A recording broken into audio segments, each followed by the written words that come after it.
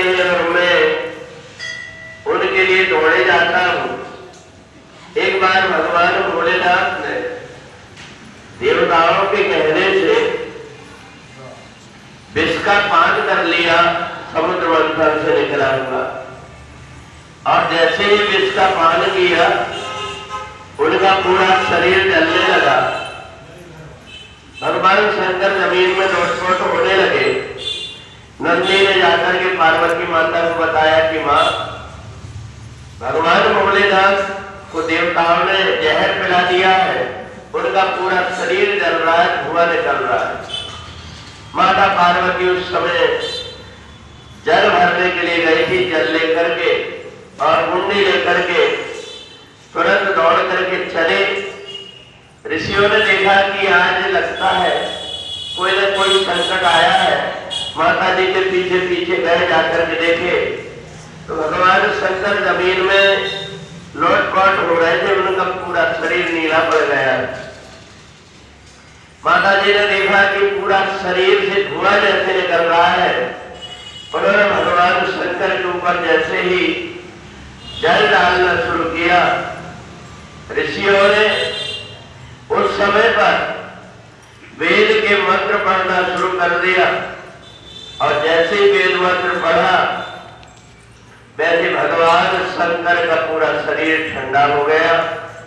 भगवान शंकर की आंख खुली। भगवान भोलेनाथ ने कहा, हे ऋषियों, तुमने कौन सा मंत्र पढ़ा? बोले, रुद्र मंत्र। तो कहा, ये जो रुद्र के मंत्र है, इन मंत्रों से जो भी व्यक्ति मेरा पूजन करेगा, मेरे ऊपर जल डालेगा, उसके ऊपर दैहिक, दैविक और भौतिक तीनों प्रकार के तापों से मुक्ति हो जाएगी। इसलिए हम श्रावण के महीने में भगवान शंकर के ऊपर जल की धार छोड़ते हैं। जिस प्रकार से भगवान शंकर का शरीर शांत ठंडा पड़ गया रुद्र के मंत्रों से, ऐसे रुद्र के मंत्रों के द्वारा जो व्यक्ति भगवान शिव का पूजन करता है, उसके जीवन में कोई भी दैहिक, दैविक और भौतिक तीनों प्रकार के ताप हो, उनसे छुटकारा मिल जाता है।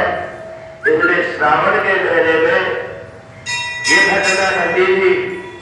इसलिए भगवान भोलेनाथ ने कहा कि अगर 12 महीना कोई व्यक्ति मेरे ऊपर जल चढ़ा करके अभिषेक नहीं कर सकता, केवल यदि श्रावण के महीने में कर लेता है तो 12 महीने जो कुछ करने का पुण्य होता है वह श्रावण के महीने में हो जाता है।